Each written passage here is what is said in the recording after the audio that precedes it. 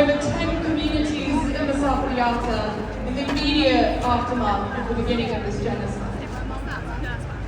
Traveling there is entirely different to seeing it through your phone screen. You can intellectually appreciate what you're seeing. You can acknowledge that it is apartheid. You can acknowledge the reality of occupation, but until you see the brutality of life on the ground, you have no idea how terrible it is. Often when we hear of settlers, we just think of outposts cropping up, illegal settlements. Let me tell you, there are many, many ways in which Israel annexes land. Archaeological zones, cemeteries, firing zones, roads that intersect and cut off Area A cities from each other. Settlements that are planned along hillsides to cut communities off from their grazing land. Buffer zones around settlements. Spontaneous declaration of national parks.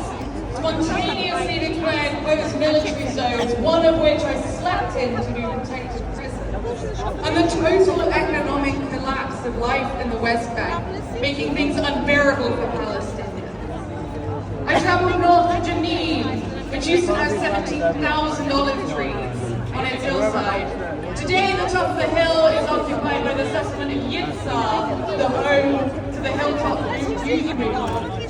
Like in Ida, heavy tear gassing is a reality.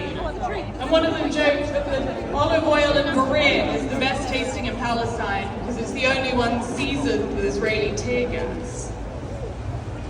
The last Palestinian house on the mountain occupied by Yitzhar has been repeatedly burned to the ground. The two elderly Palestinians who occupied it both died of heart attacks following settler attacks. If that isn't terrorism, I don't know what is. And their grandchild has lost the ability to speak because of the trauma that he has experienced.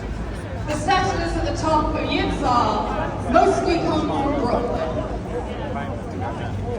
And in Bezait, I met Munta Amira from Ida, who was beaten in front of his children.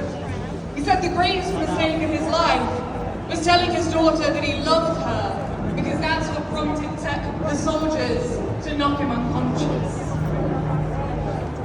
Munta lost 70 pounds in prison, faced constant beatings and sexual violence from the so-called world's most moral army. In Susia, I slept in the village in order to provide some kind of buffer, but constant settler violence. And in the 10 days since I've been, we've even seen a 4-month-old baby tear gassed in that community. The violence is constant. Livestock is stolen, cars are torched. When I was dropped off, I couldn't even leave the car I was in because the settler terrorists were going to set it on fire with us inside it. I heard gunshots in the distance constantly, and when I went to Khair, I saw the blood of Elder Hathleen, who was murdered in cold blood by Yanon Levy. I heard from his relatives that Elder's body was held in custody longer than Yanon, his murderer, was. I spoke to his widow, Hennedy, one of the most beautiful and vibrant women I've ever met. And we laughed with her and we cried with her when she told us the enormous hole that has been left by her husband's murder. We spoke to his cousin Zeid and Tariq. And always in the distance, when you're in the Masafiyata, there is Gaza. Late at night, when you're lying awake, thinking about where the next settler attack will come from, in the distance there is the low rumble of thunder. That is the Israeli military's constant bombardment of Gaza. I'm not being metaphorical. I literally heard them bombing Gaza from 30 miles away. So don't let them ever tell you they didn't know, because you can hear it. But it can't all be hopeless. Speaking to Ghassan Najjar in Marin, he said that in prison, he was in prison for 10 years, you have to decide whether you will build yourself or you will destroy yourself. And my friends, I think we have to decide whether as a movement we build ourselves or we destroy ourselves.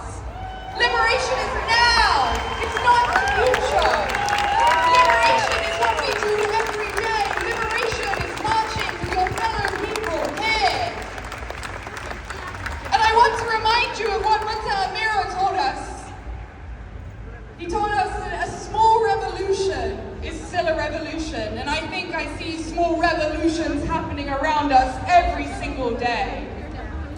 time for us to remember that for every one settler, there are 1,000 Munta Amiras all among us. There are 1,000 Al Haslim.